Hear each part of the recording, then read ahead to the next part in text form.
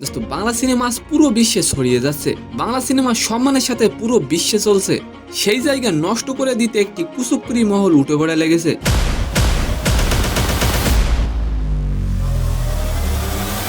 দোস্ত যে সিনেমাটি ভালো চলছে সেটাকে নিয়ে পাইরেসি করা হচ্ছে। সাকিব খান বলেন এটা শুধু সিনেমার বিরুদ্ধে ষড়যন্ত্র নয়, এটা দেশের বিরুদ্ধেও ষড়যন্ত্র।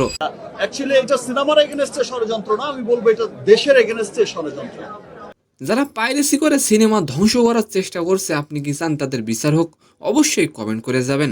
দোস্ত রবিবার 22শে জুন রাজধানীর সনি সিনেপ্লেক্সে আয়োজন করা হয় তাণ্ডব সিনেমার বিশেষ একটি শো। সেখানে উপস্থিত হয়ে সিনেমা পাইরেসি নিয়ে বিভিন্ন রকম কথা বললেন সাকিব খান। দোস্ত তাণ্ডব মুক্তির 16 দিন পর সিনেমা হলে উপস্থিত হয়ে নিজের সিনেমা দেখলেন সাকিব। দোস্ত সিনেমা শুরুর আগে সাকিব খান বলেন সেই জাতি সবচেয়ে বেশি উন্নত যে জাতি সাংস্কৃতিক দিক দিয়ে এগিয়ে যায়। আমরা সিনেমা ও কৃষ্টি কালচার নিয়ে যখন এগিয়ে যাচ্ছি, ঠিক তখনই আমাদের সিনেমা পাইরেসি করে দেয়া হচ্ছে। দোস্ত পরবর্তীতে সাকিব খান সিনেমা প্রেমীদের ধন্যবাদ জানান, কারণ তাণ্ডব পাইরেসি হওয়ার পরেও তারা সিনেমা হলে গিয়ে তাণ্ডব সিনেমাটি দেখছেন। দোস্ত সাকিব খান আরও বলেন সিনেমা বাঁচাতে প্রত্যেকটি মানুষকে পাইরেসির বিরুদ্ধে রুখে দাঁড়াতে হবে। তো সম্মানিত দর্শক, আজকের ভিডিওটি কেমন লাগলো অবশ্যই কমেন্ট বক্সে জানাবেন।